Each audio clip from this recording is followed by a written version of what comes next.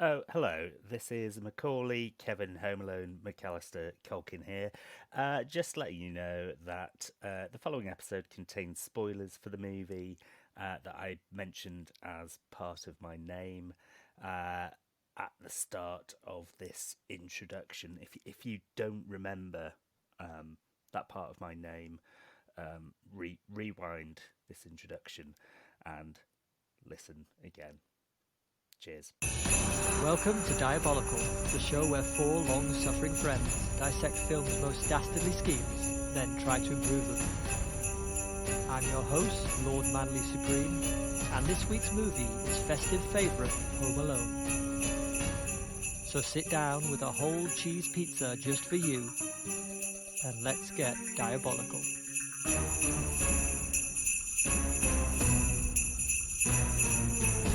Still keeping up Lord Manly Supreme then. Yeah. Oh, I'm keeping up for the whole season, baby. I think you should say AKA Ben. No. I want. Hopefully, Lord Manly Supreme will supersede Ben as my name. People will just come to know me as that.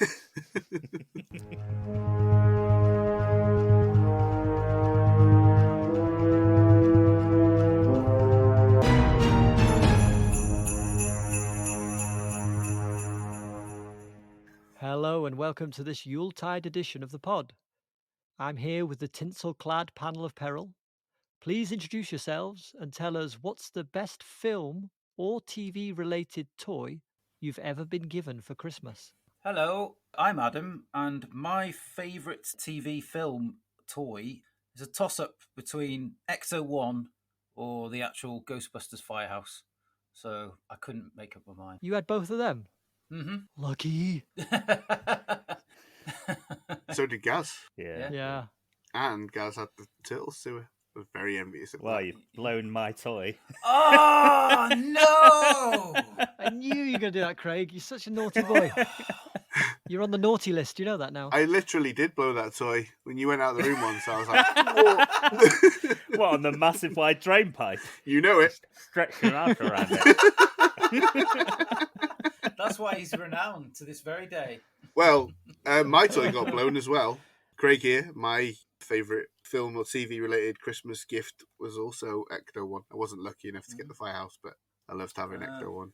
What a great Christmas that was. It was. Was I the only one here without Ecto-1?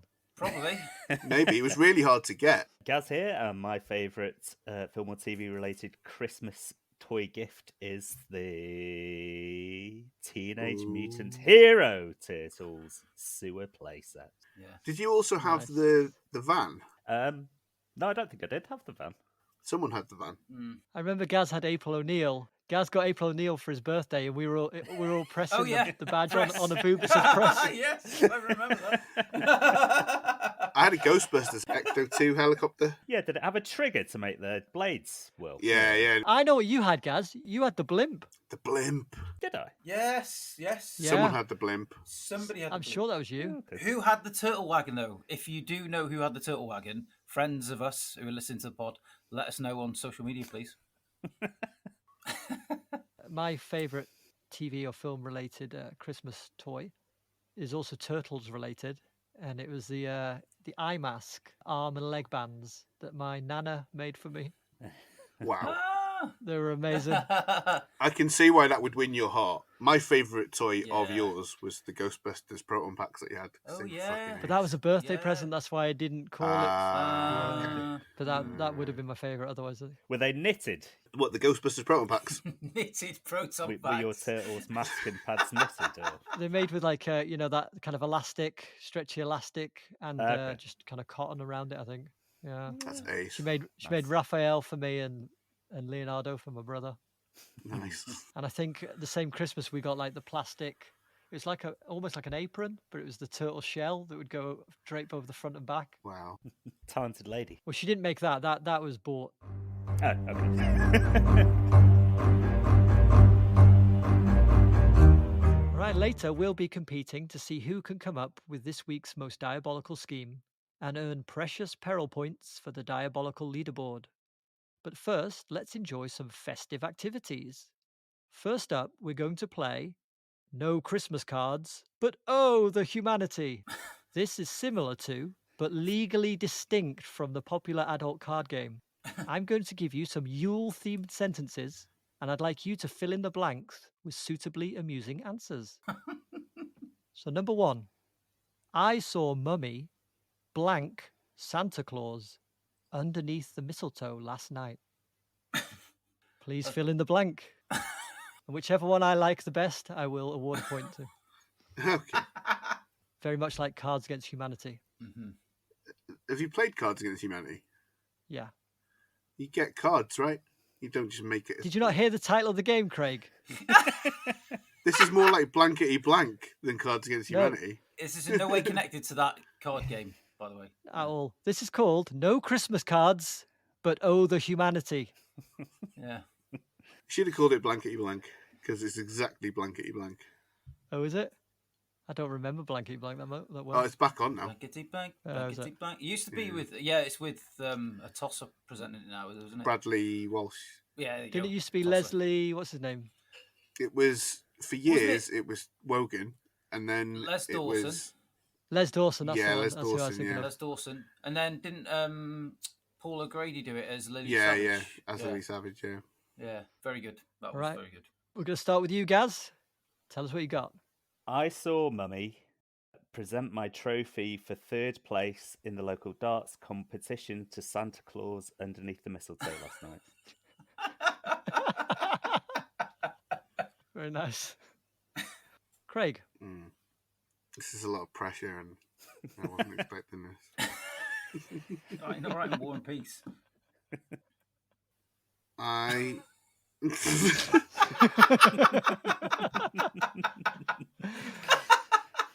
Well done, Craig. You read the first word. Okay. Craig can't be funny on the spot. He has to be prepared. Yeah. true. He's got, should see his list of jokes. All up his arm. Yeah, that's it. I saw Mummy rejuvenating its physical form by sucking the soul out of Santa Claus underneath the mistletoe last night. Yeah. Adam, what do you got? I saw Mummy explaining the birds and the bees to Santa Claus underneath the mistletoe last night. I'm going to have to go with Gaz's. Yeah. You get a point for that one, Gaz. Well done. Oh, thank I you. like the Takes a well-earned I like point. the I like the third place for the darts. Yeah. All right, number 2. At Christmas, there's nothing better than a good old-fashioned blank. We'll start with you, Adam. At Christmas, there's nothing better than a good old-fashioned hoedown. Craig. At Christmas, there's nothing better than a good old-fashioned prepared by a seasoned barman, neat on the rocks with a twist of lemon and a spritz of soda and a little cocktail umbrella.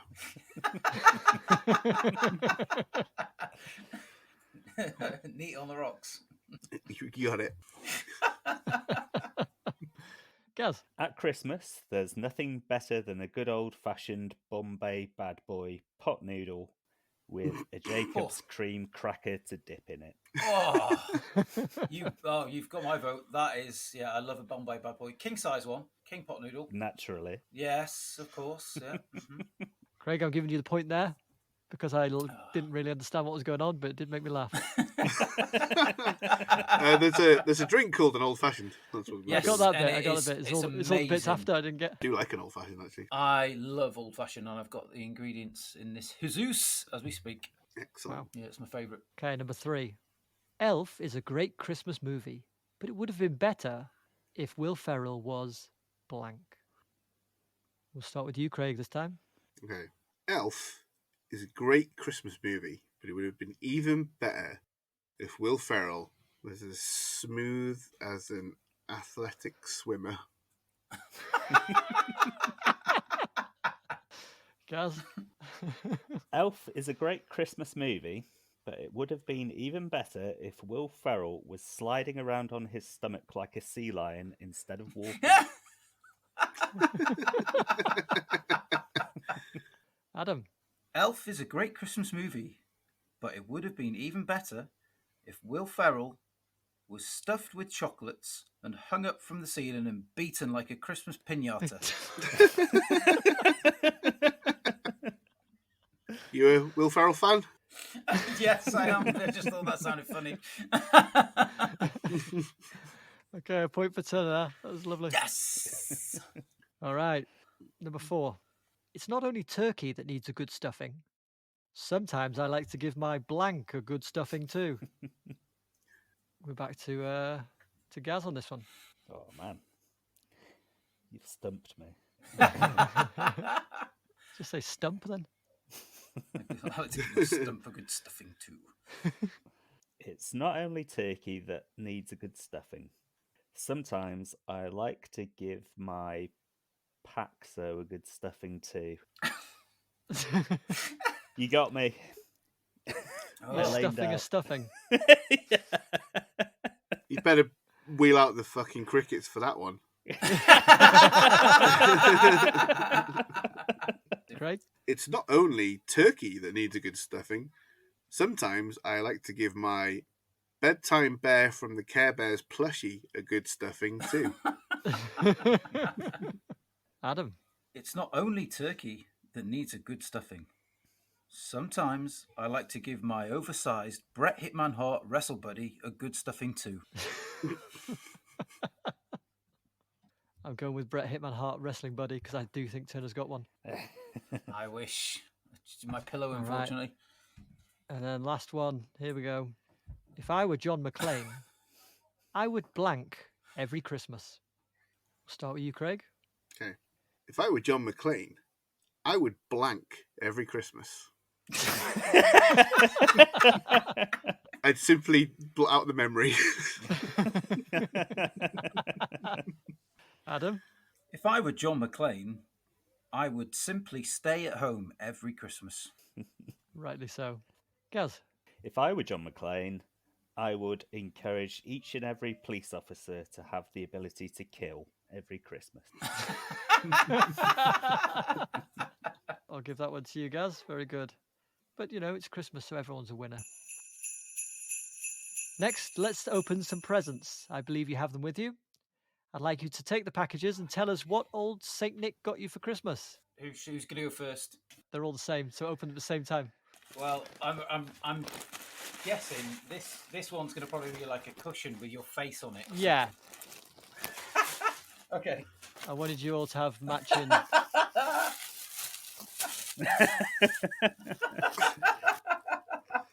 Looking sexy. What on earth? Craig, can you describe what you have there for the listener? This is a reversible sequin cushion. If I stroke it rightwards, it's a nice shiny black, and if I stroke it leftwards, it's the visage of Dr. Ian Malcolm shirtless in Jurassic Park. Merry Christmas, gentlemen. I wonder how many of these they've actually sold. At least 4. Yeah. Well, 3 probably, because I don't think he's bought himself one. Have you not got yourself one? No, it wasn't worth the postage and packaging. It's a beauty. Thank you. Thank you for the kind gift, Lord Manly Supreme. Merry Christmas. Merry Christmas. That's just a cushion to go with it, yeah. I didn't want you to have a flat Jeff Goldblum. Ah. I don't think Jeff Goldblum has ever been flaccid in his life. Did you say flat or flaccid? I said flaccid. I said flat. I thought you did. Yeah. I changed it up for a bit of sauciness.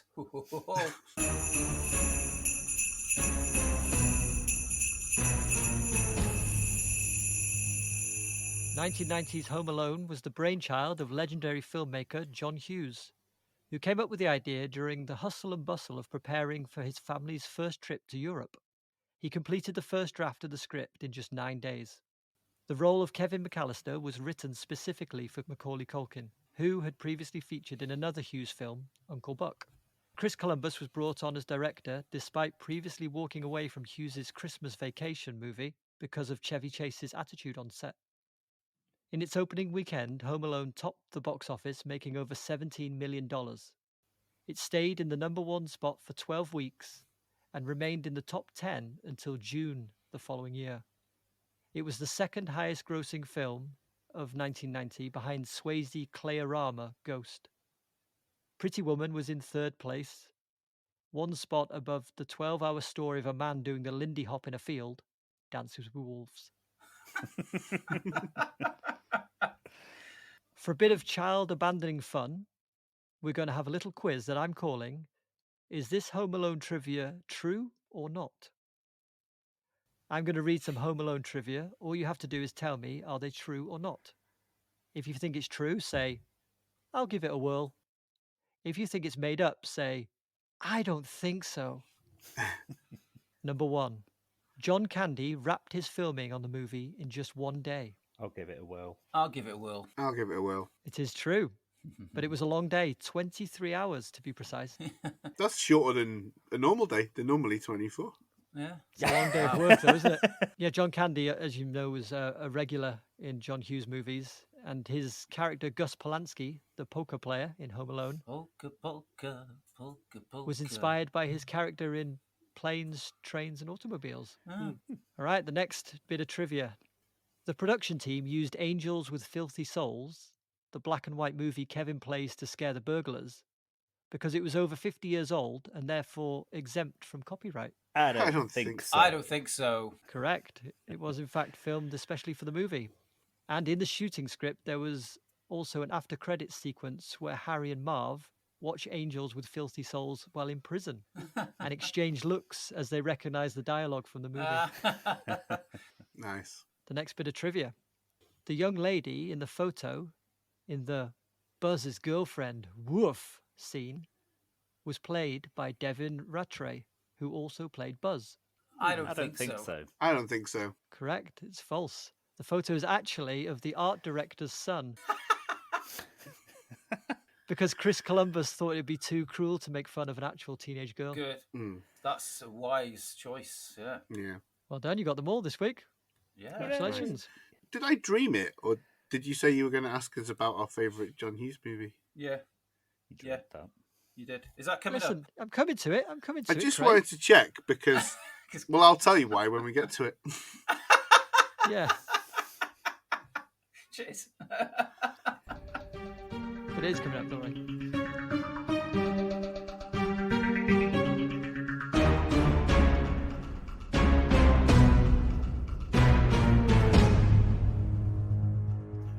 When 8-year-old Kevin McCallister causes trouble the night before a family trip to Paris, his mother makes him sleep in the attic. During a heated exchange, Kevin wishes his family would disappear. After the McCallisters mistakenly leave for the airport without Kevin, he wakes up in an empty house and assumes his wish has come true. But his excitement sours when he realizes that 2 burglars plan to rob the McCallister residence, and that he alone must protect the family home. Kevin booby traps the house and leads the hapless burglars on a merry, bordering on fatal dance before they are finally arrested for their crimes. Going on to spawn 5 sequels, Home Alone has cemented its place as a Christmas classic. But what did our panel think of it? Adam? Despite everybody thinking it is the sort of quintessential Christmas movie, I have to completely agree with them, of course, because it is the quintessential Christmas movie. And if you can't sit down and enjoy Home Alone with your kids and your missus or your loved ones, you need your bumps feeling, mister. Your bumps feeling. Yeah, Gaz. That's not a real phrase. You've made that up. Yeah, am I going to have to check your bumps? Turner's turning into fucking Norm Macdonald with these old-timey phrases. You haven't got the minerals. Need your bumps feeling. Hey, I'll take it. I'll get a swish and beat you senseless in a minute. I'm taking off my belt. Can you see? What did you think of it, Craig? Well, Turner might want to feel my bumps because, I mean, like, I've seen this movie a bunch of times. Obviously, it's like a Christmas perennial. Never really watched it with a movie critic's head on before, and I have to say that while I was watching it, I just thought this film is so flawlessly executed. Not only is it so enjoyable, it's actually fucking genius.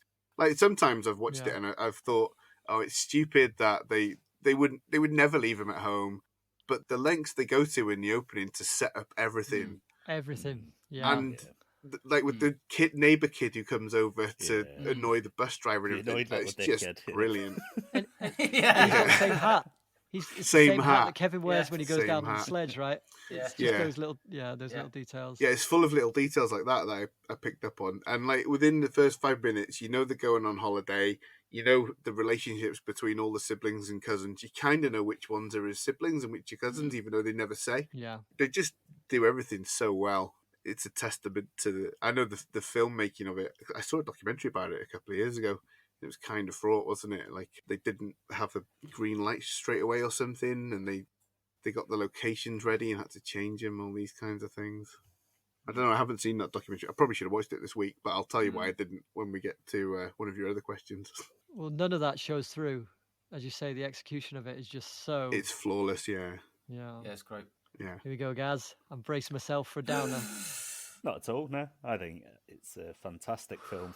Like Craig was saying, it's structurally just brilliant. There's so much setup and payoff within that first 10 minutes. It's the kind of script that you could study in a class to show this is what you do with your first 10 minutes. Yeah. For me, it's a career highlight for so many people involved. Chris Columbus, I don't think has made a film close to it since. No. Macaulay Culkin, obviously, but he's gone on to different things. The cast is fantastic.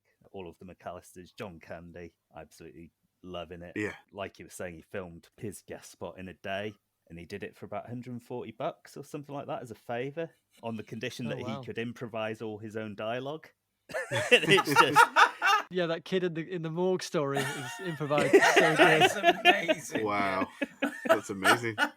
You need someone like Catherine O'Hara to play a scene against like that, you know, from the Christopher to bounce off. And she knows how to improvise a scene and how to react. Yeah, those two together are amazing. So yes, I'm very much a fan. That's great. I'm glad to hear it. Wow, that's 2 weeks in a row. I think I'm assuming you, Lord Manly Supreme, think it's awesome as well. Yeah, I'm in total agreement. I think it's great. My only regret is I never got to see that one in the cinema. Yeah. I do remember queuing up round the block for number 2. We're desperate. It was in a single screen cinema, the one in Llandudno, that's now Weatherspoons. I remember queuing up around the block to go to watch number 2 there. I really like Home Alone 2, by the way. Chris Columbus directed that still, right? It's good. Yeah, it's really good. Yeah, I'm saving that one for next Christmas. I remember renting Home Alone from the was it Direct Video in Colwyn Bay quite a few times with my mum and stuff. Good memories of that. We talked a bit about the different performances. Did you have a favourite? It's John Candy for me. He's so warm and funny. Yeah. I get the joke is that they're a bit annoying, but by the same token, I feel like I wouldn't mind sharing a long van journey with specifically him. Yeah. You kind of think if he hadn't passed away, what kind of stuff would he have done during like the frat pack era? Ben Stiller and Jack Black and Owen Wilson and all those guys, would he have been involved with them, and what kind of stuff would we have got? Yeah. But yeah, John Candy for me. Yeah, I think pound for pound, he is the amount of screen time he has and what he does with it is nobody can surpass that. But you keep saying to yourself like Macaulay Culkin all the way through the film, you're just like, and you think about what became of him since. Yeah, he's the standout for me. But I just also it's a shame that he went down the wrong path. Really, I think he's doing right now, isn't he? They did a Home Alone advert last Christmas where he relives the events. Well, the pizza and stuff, not the burglary. He had his own wrestling YouTube channel for a while. I'm not sure whether he still does it. Okay. He's a massive wrestling fan. The most interesting fact, I found out about Macaulay Culkin was he did an online poll on Twitter because he doesn't have a middle name. So he put all these options up, and there was another option for people to nominate. So his official middle name is Macaulay Culkin. So he's had his name changed. So he's Macaulay Culkin. I know he was troubled for a while, wasn't he? And I know there was a period of his life where he was living with Pete Michael Doherty Jackson. in Paris. Oh, really? So, tells you kind of some of the stuff he was getting into. Yeah. Standout performance for me is Catherine O'Hara. She has so much to do in this, and even from the start, she's doing the dramatic stuff so well. I remember thinking like the moment when she remembers Kevin on the plane was played for laughs. I always found it funny when I was a child, but as a parent, I was also horrified by it. And I was just thinking, oh my God, what a nightmare scenario. She plays it so well. Anyone else could have handled that. And you would have had no sympathy for them because it's such an awful, shitty situation. Yeah. But I always felt for her in that role. And she does the funny stuff brilliantly as well. So. Yeah, especially in the airport where she's trying to negotiate her way back just before she meets John Candy. Right. Yeah. Well, She's I think $500, some earrings. maybe that's in Paris. Thing, Yeah. God knows what. Yeah. Yeah. And you can imagine. I was watching that bit. I was thinking exact same things. You're probably thinking. I was thinking I'd be doing that as well. I'd be handing him my wallet. I'd be going, here's my tablet, all that kind of stuff. I would, and it comes across that desperation, and she plays it brilliantly. Yeah. When I watched it as a kid, I remember thinking, "Oh, I'd be so annoyed, and I'd want to have my holiday in Paris and everything." But as a parent, I was like, "You wouldn't give a fuck about your holiday in Paris at that point. You'd just be desperate to get home." Yeah. Yeah. My favourite was Joe Pesci. I think he's just great. Right from the first time you see him as the police officer, I think he's just so good. And I read something, he went a bit method during it, so he was kind of purposely avoiding Macauley Culkin, so Macaulay Culkin was afraid of him on set. And apparently when they were rehearsing the scene where they hang Kevin on the hook in the neighbour's house, he's saying, "I'm going to bite your fingers off." Apparently he actually broke a bit of skin during the rehearsal. Yeah. In rehearsal, not even in the proper take. Yeah. And he was warned as well by Chris Columbus for dropping F-bombs. Oh, jeez. Yeah. Have you seen that video of Pesci on Sesame Street where he's swearing at Elmo and like punching him and stuff? It's great. She'll have to find that. I was going to say, if nobody mentioned Joe Pesci, but I'm glad you did, Lord Manly Supreme, because it was worth noting that this is the same year Pesci did Goodfellas and was nominated for an Oscar. Yeah, as well. Yeah. So the contrasting roles is brilliant, and yeah, he would have been my second pick. Really, I think he's just awesome, and I think he's one of cinema's most underrated actors. Really, I think. Yeah, but I think because he's difficult. Yeah, he was an arse on set, is what I read about the dialogue, saying that it wasn't good enough for an actor of his caliber. Yeah. Oh, wow. Yeah, apparently so. This is just off a little website called Wikipedia, so anybody could have put that on there. Yeah, that's it. Yeah. No, I've heard that as well from other sources. Oh yeah, nudge nudge, wink wink, say no more. As in documentaries, not industry insiders. Yeah, nudge nudge, wink wink, say no more. Ketchup.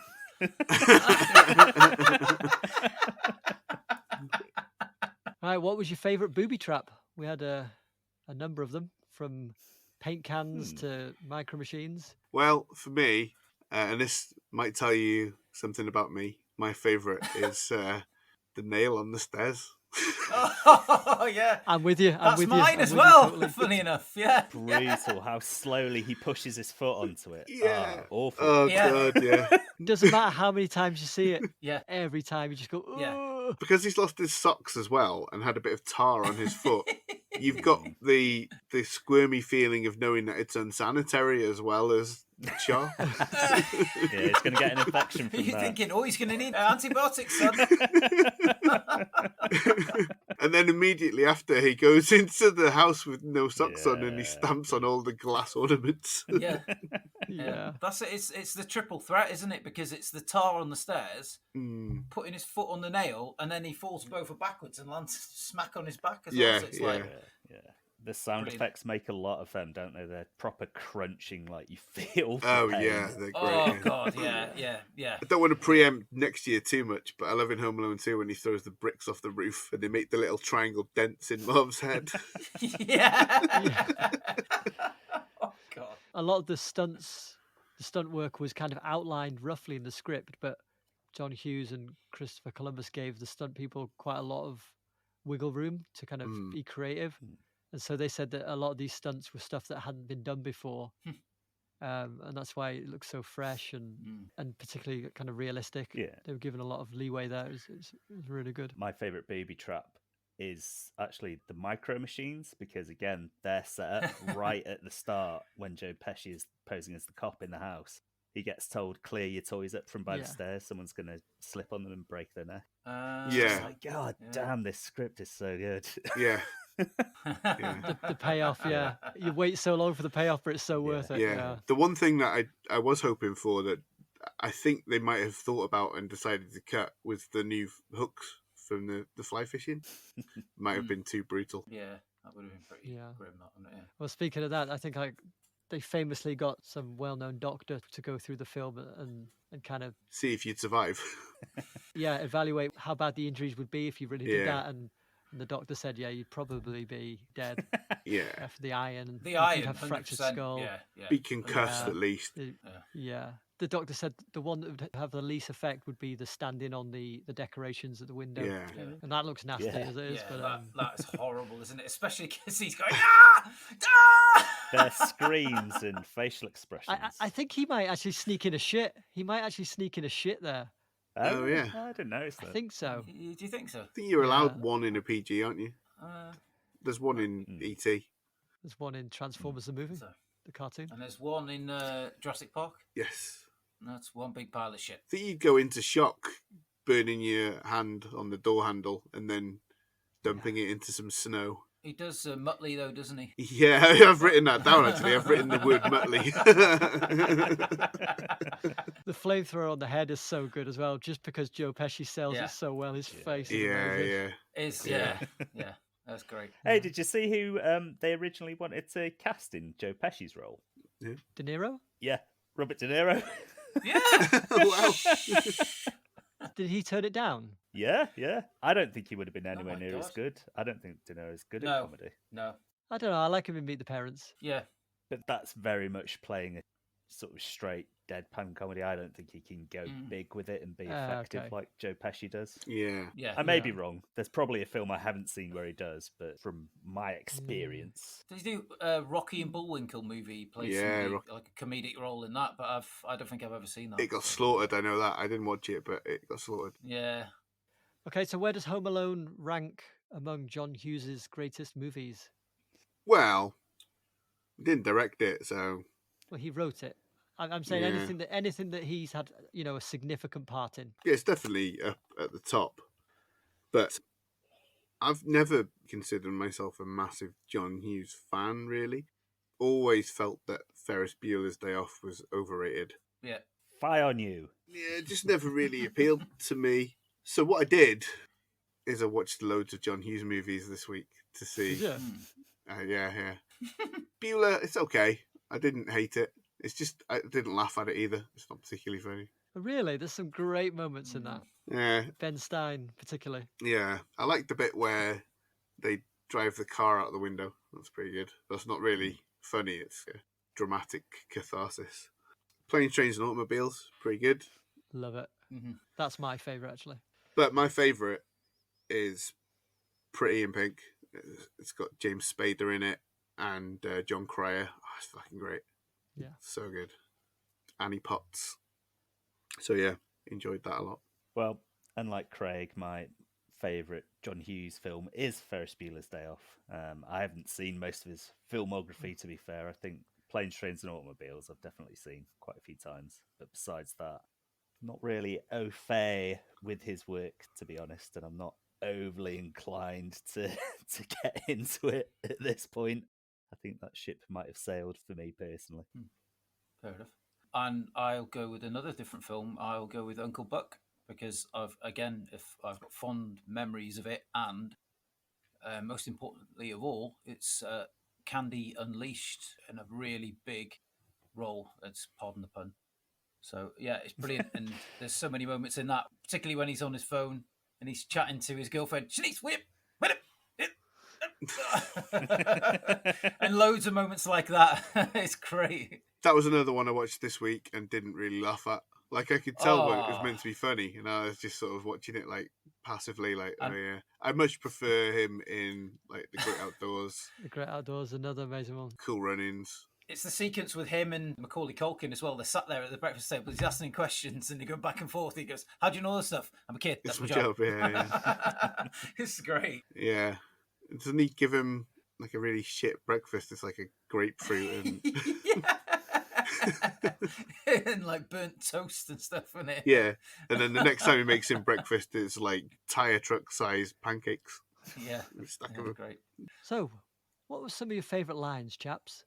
You've hinted at mine in your intro. It is a lovely cheese pizza just for me. I've only got one written down, which is surprising, which isn't much of a line. It's more Macaulay Culkin's delivery.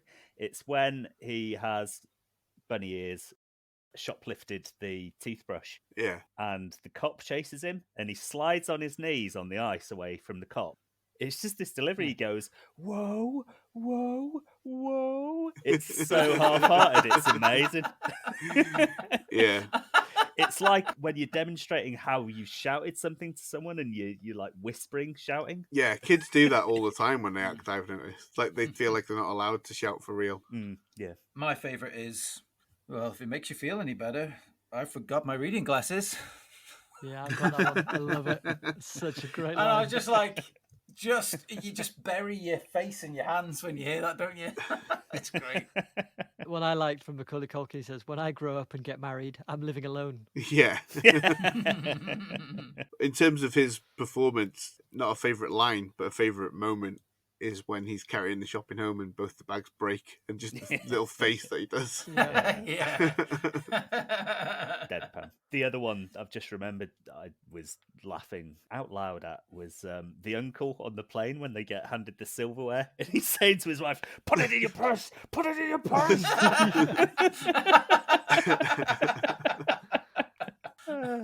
He's such a douchebag, that uncle. He's brilliant.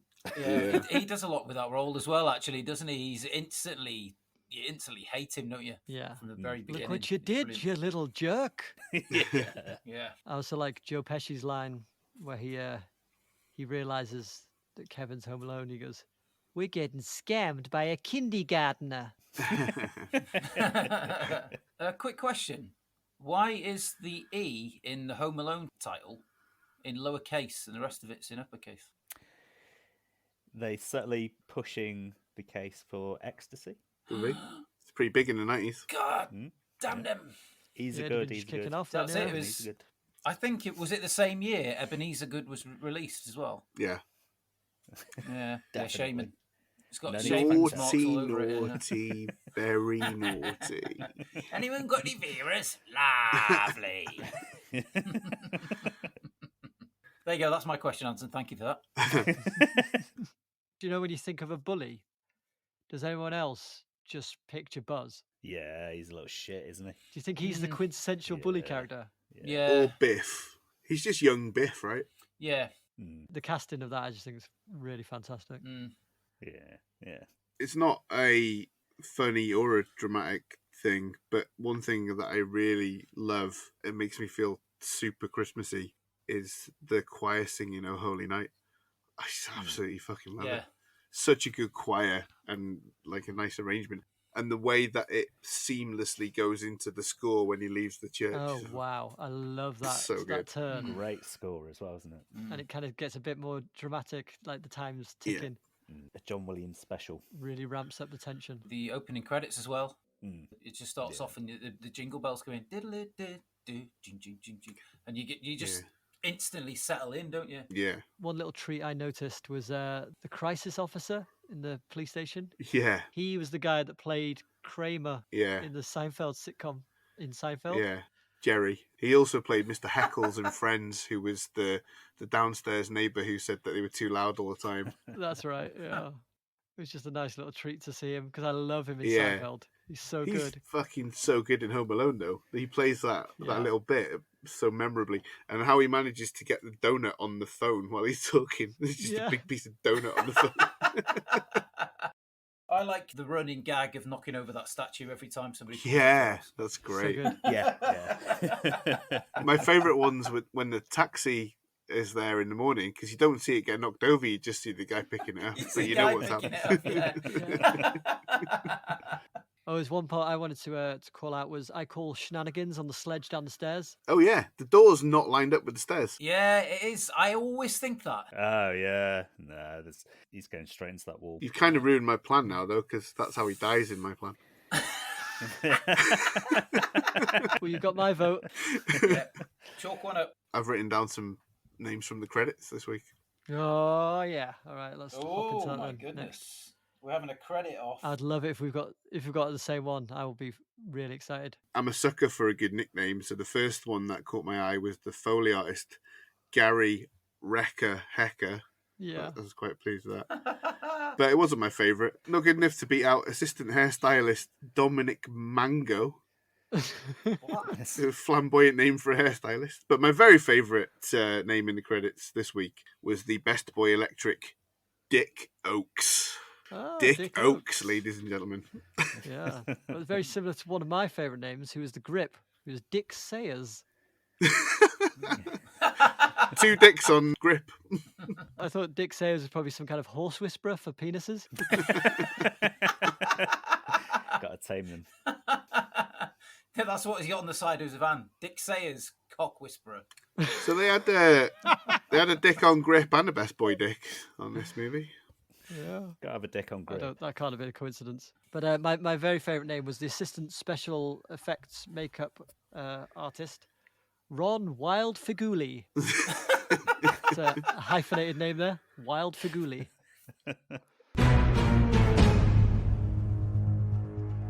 Harry and Marv, aka the Wet Bandits, plan to burgle an entire neighbourhood, seeing the McCallister's residence as the icing on the proverbial, but not literal, cake. They lay some sneaky groundwork visiting houses disguised as police officers to learn important security details before hitting the houses while folks are out of town on the holidays. However, they didn't plan for the wily 8-year-old who runs rings around them and eventually gets them arrested with a little help from a snow-shoveling geriatric. What did you think of the villain's plot? It's a really good plot. I like the idea of dressing up as police and asking folks quite earnestly if they need any support with security. It's a good ruse. The only kink in the plan, I think, is the Wet Bandit side of it.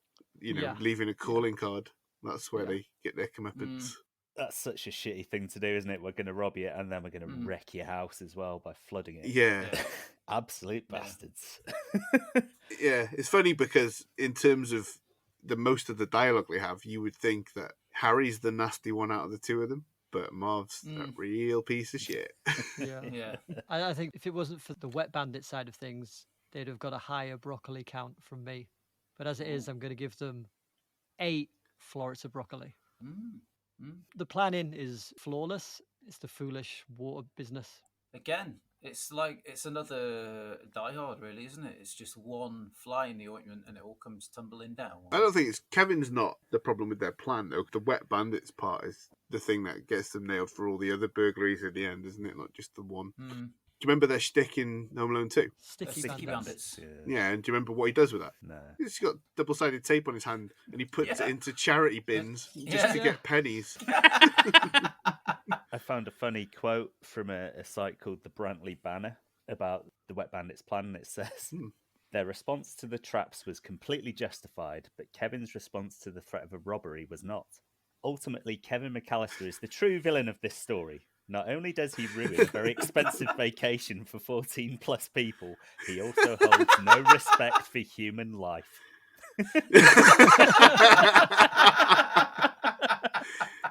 So well done, Bruntley Banner. That made me laugh. I don't know what the intruder laws are like.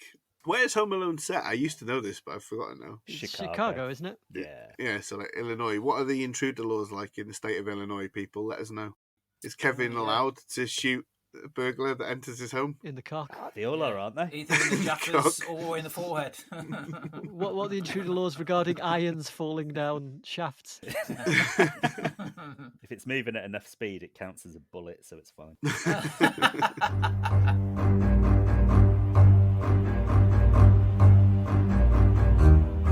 This is the part of the show where we compete to see who can improve the villain's scheme the best and earn precious peril points for the diabolical leaderboard.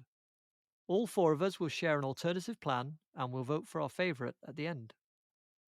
Harry and Marv wanted to burgle the wealthy McCallisters, but thanks to a litany of ingenious booby traps, they were unsuccessful. Craig, what would you have done differently? I think we're being scammed by a kindergartner. By the time me and Marv figure out what's going on at the McCallister place, the kid who's home alone has already made us. He's seen us in the OK Plumbing van, recognized my gold tooth. I'm about to go leer at him through the window when something makes me stop and think. Hey Marv, I say to Marv. You know who else drives around in decoy plumbing vans? Plumbers, offers Marv. Undercover cops, I correct him. He grins and nods. That means he catches my drift. I don my cop uniform again and approach the house. Kid's home alone, he's probably hungry. I take a quick look through the trash. It's full of pizza boxes. I grab one that doesn't look or smell too bad, and I walk around to the side of the house. I rap at the window where the kid is hanging baubles on the tree. I say, Hi, Mr. McCallister. Nothing to be afraid of. I'm a police officer. Remember me? I met your dad, Peter, the other day, and he called me from Paris to let me know you're home alone. He left a number where we can reach him on, and he asked us to come around to the house, make sure you're okay and everything. I know your phone ain't working, so I'll take you to the station and you can use ours. I show him the pizza box and gesture to the back door. Once he gets out of sight, I walk back around to meet him. As he opens the door, I say, You must be hungry. I remembered you like pizza. The kid says he feels so bad about what happened. He wishes he'd just picked off the toppings and eaten the pizza from the other night. I open the box and his confused little face sees it's empty. He's so busy making over-the-top faces, he doesn't see my fist flying at his face. The kid's only 8, so he goes down like a sack of shit. While he's unconscious, we tie him up, gag him, and put him down in the basement while we clean the place out. He's seen our faces. We can't let him live. The water from the flooded sink basin is just starting to creep under the basement door as we make our exit. That's when I wake up. We're still in the van and Marv is pissed all over the seat. I hit him and wake him up. You and your stupid wet bandits, you moron. I can't drown a kid at Christmas. I realise what the dream was telling me to do. So I wait till it gets dark, and instead of my cop uniform, I wear a disguise no kid can be afraid of. Santa Claus. The guy I mugged to get it from left Tic Tacs in the pocket. I fill a sack with toys we stole from other houses, and I go knock at the back door. Ho, ho, ho! Merry Christmas, McCallisters! The kid runs excited to the door, and I lay him out with one good hit from the heavy sack. While he's unconscious, we tie him up, gag him, and leave him in the attic, safe from the flood.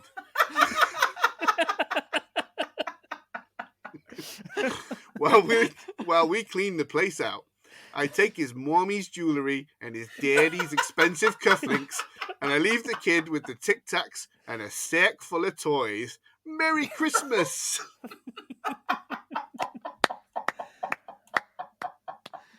Bravo.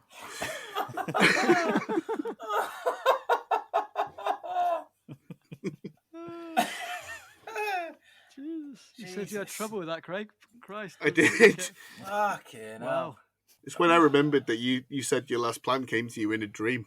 That's when it all congealed. Nice.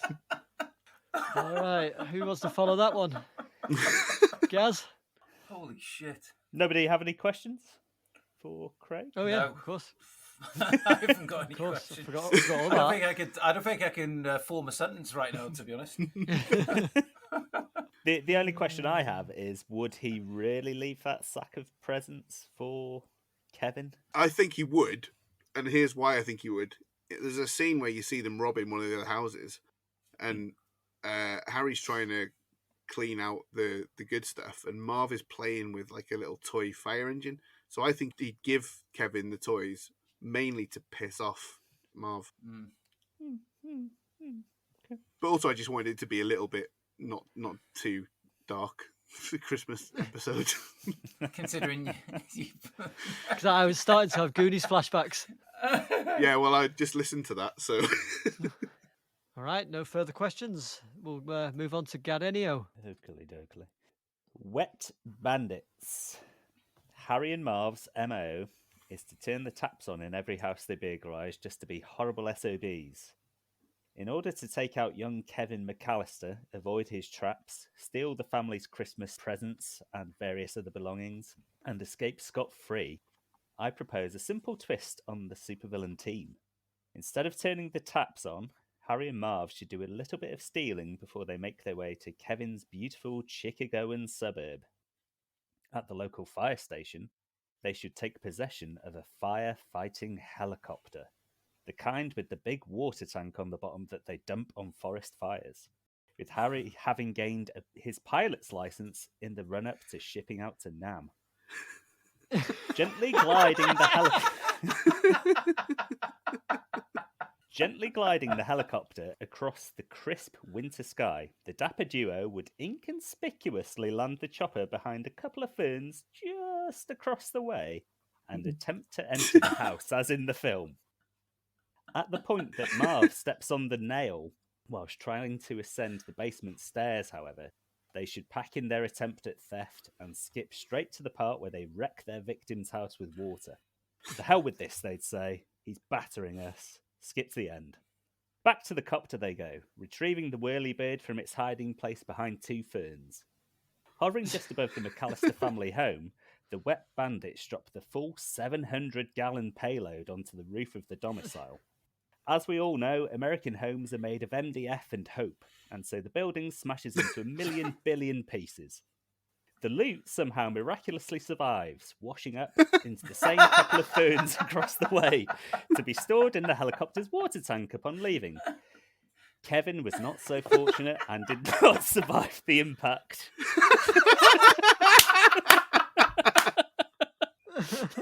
That all checks out for me. I have a question. Yeah, I've just checked how many gallons that the helicopter can hold, and it's 700, so... Harry definitely got his pilot's license on the way out to Nam, so... I'd like a bit more background on Harry's Vietnam record, please. You know, the guy in Full Metal Jacket who's just firing out at civilians from the side of the plane, just laughing about it. Yo, get some! Yeah. He was the pilot of that helicopter and he was laughing along with that guy. I can believe that about him. Yeah, that's good. I like that. I did have a question, which it was going to be, how do you rob the house that you've destroyed? But what I've remembered is that the loot miraculously survived. So I've answered my own question there. Christmas miracle. That's it. My only question was regarding the gliding helicopter. Just a turn of phrase. Yeah. A very poor one. Well, what can you do? I've made my bed now, and I'll have to lie in it. I'd like you to just take a moment to think about what you've done. Okay. I've thought. Yep. Okay, thank you. All right, Turner, show us what you got. Never work with animals or kids. That's what that famous chap said once, didn't he? Or did he? Yes, he did. Fact.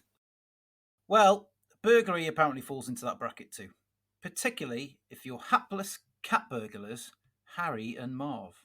Not satisfied with an already mega haul of swaggeroony, they want to add McCallister's house to their infamous resume. But how to get around or neutralise Kevin? After learning that Kevin is home alone and following him around for a bit, the Wet Bandits act. Seeing that Kevin has recently visited a Santa Claus, they also visit that Santa for more nefarious objectives. As Kevin prepares his house of horrors in anticipation of the burglar's arrival, he hears a noise come from outside. Not the sound of a criminal, but the sound of a jolly ho ho ho and merry jingle bells. Could it be? Alas, no.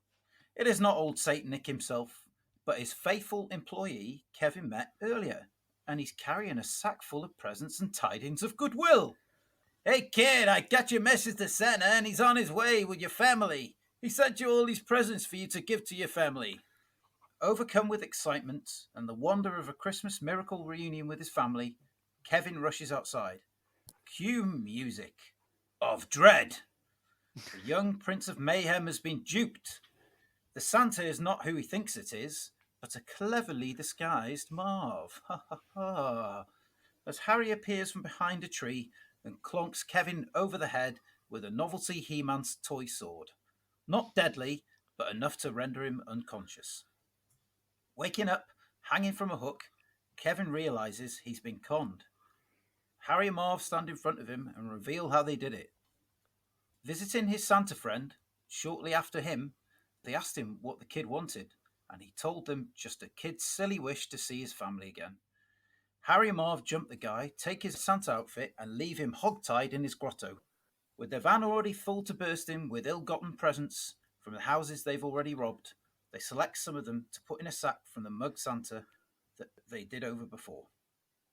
They lay in wait for Kevin to return, and, as you know, the rest is history. Free to bite off Kevin's little fingers at their will. Don't blame me! That's in the film. It's in the film, you perverts! That's a hell of a ending. So yeah, it's spookily similar to Craig's ultimate plan there. So Yeah. I didn't have any questions because I admired his plan as much as I admire my own, Same. which is a lot, without question. Any questions, Gaz? Don't think so. It's pretty well put together. It's as watertight as a fire engine helicopter. I suppose if I was going to ask one question, the one difference between mine and yours, Yeah. I had Harry disguised as Santa because my thought was that Marv is too stupid to pull it off. I was thinking more of height, because I did have that thought as well. But then I thought the guy who originally played the Santa was a bit taller, so that's why I went with Marv purely. He's really good in that role, by the way, isn't he? That guy, Yeah, that Santa guy. Yeah. Yeah, he's great. What would you stuff Marv's clothing with to make him look a bit more rotund like Santa? With wrapping paper from presents. So he'd just be crinkling down the road. It'd be crinkled, Chris Chris Crinkling. Crinkle. Do you think Marv would be able to stand all the chafing? It's only for probably approximately a couple of minutes, really. I guess he puts on the suit to begin with. Then when he turns up, he gets out and does his little act, and then that's it. It's over and done with in a couple of minutes. So Okay. All right. Well, I suppose I'll give mine a go.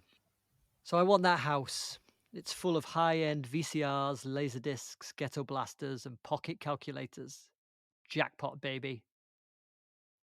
Once I learn that young Kevin is home alone, I get to work. I dash over to one of the houses we've already hit, let's say the Murphys, and steal some personalized stationery. Meanwhile, I send Marv to pick up a copy of 1988's Scrooged on VHS.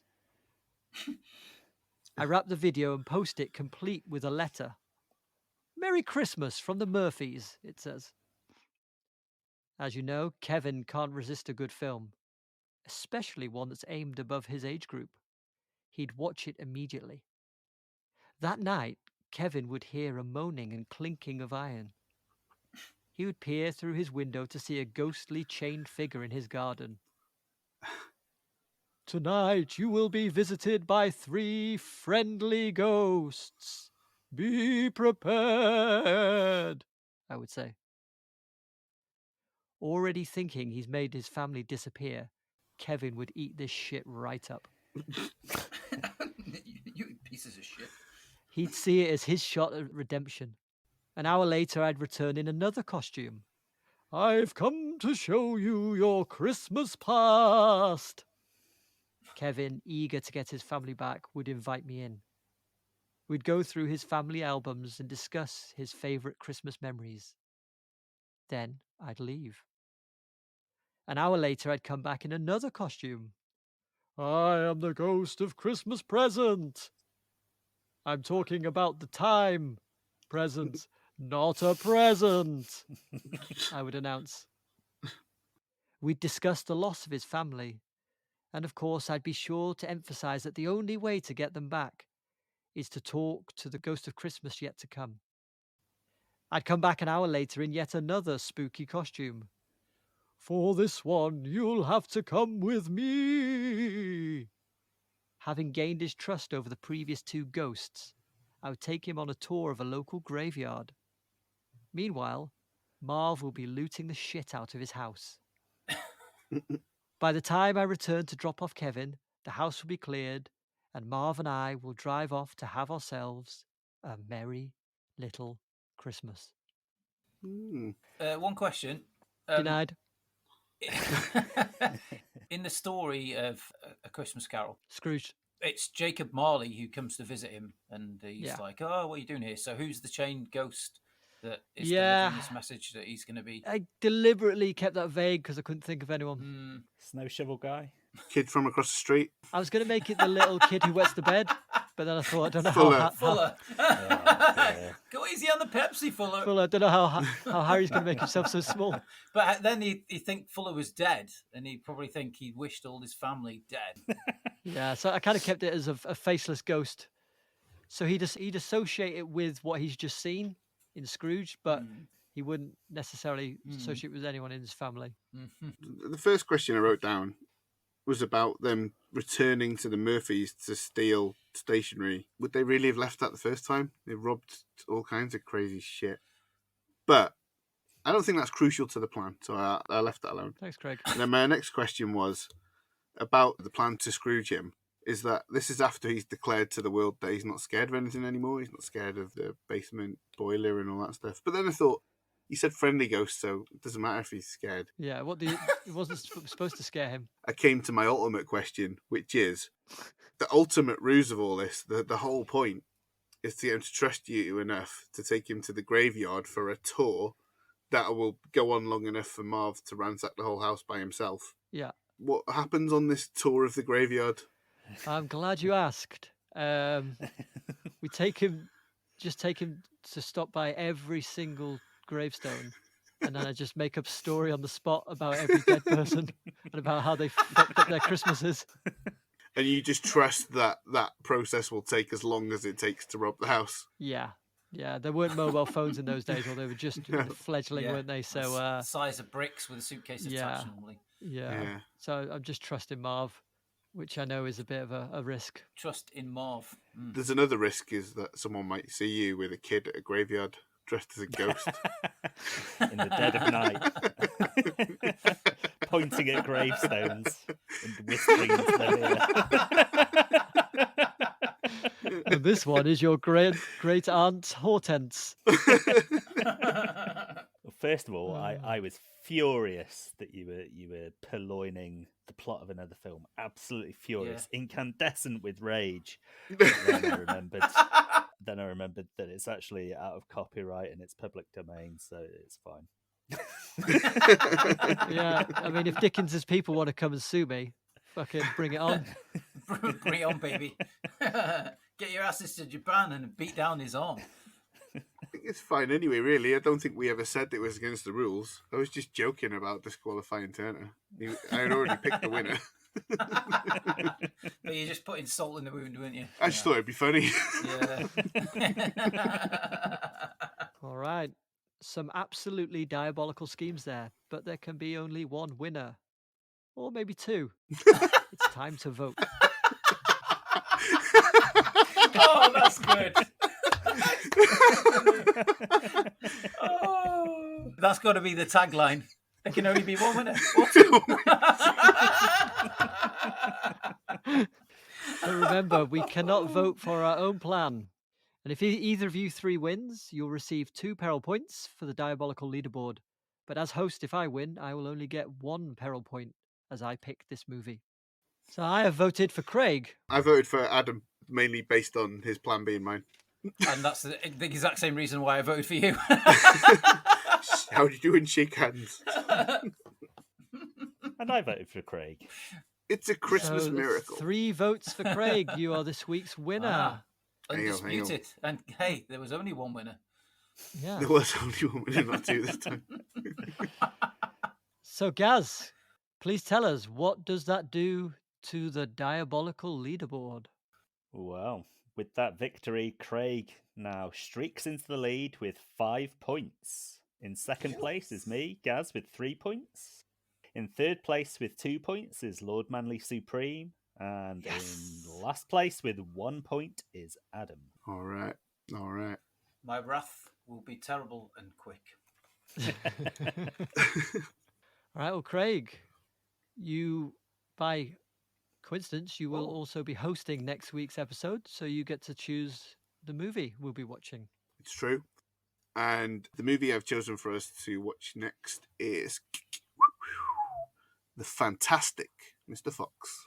Ah, very good. The Wes Anderson Fantastic Mr. Fox. Oh, brilliant. I'm not sure if I've ever seen it, so... you're in for a treat. You're in for a real treat. Right, let me wrap this bitch up. Okay, baby. That's it for this episode. Thank you for listening. Don't forget to hit subscribe so you never miss an episode. But most importantly, tell a friend about us. It could be your Christmas gift to them. Think about it. If you make it sound like you've really put some thought into finding the perfect podcast for them, you'll get away with giving them a free gift. What could be better than that? Follow us on the usual social medias at Diabolical Pod throughout the week for more mildly interesting content. And join us next time when we'll be dissecting Fantastic Mr. Fox. And remember, if you can't be good, you might find yourself on Santa's naughty list.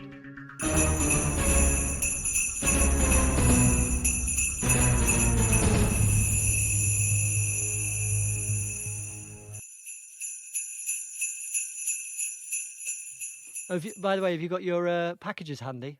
Yes. Did they arrive? Yes, I've got mine here, along with a hot mince pie and a glass of mulled wine. Oh my god. Not really. I was going to say. But I'm just going to pretend for the purpose of radio. Oh, I've got my package handy. Oh. Been fondling it under the desk. Oh, yeah. Ooh. Oh, wait a minute. I've got 2 packages here. Oh. I'm touching it with my feet right now. Ooh. Hanging low. Hang on, I think Turner might be having a seizure. A festive seizure. Yeah, I've just a piece of mince pie went down the wrong way.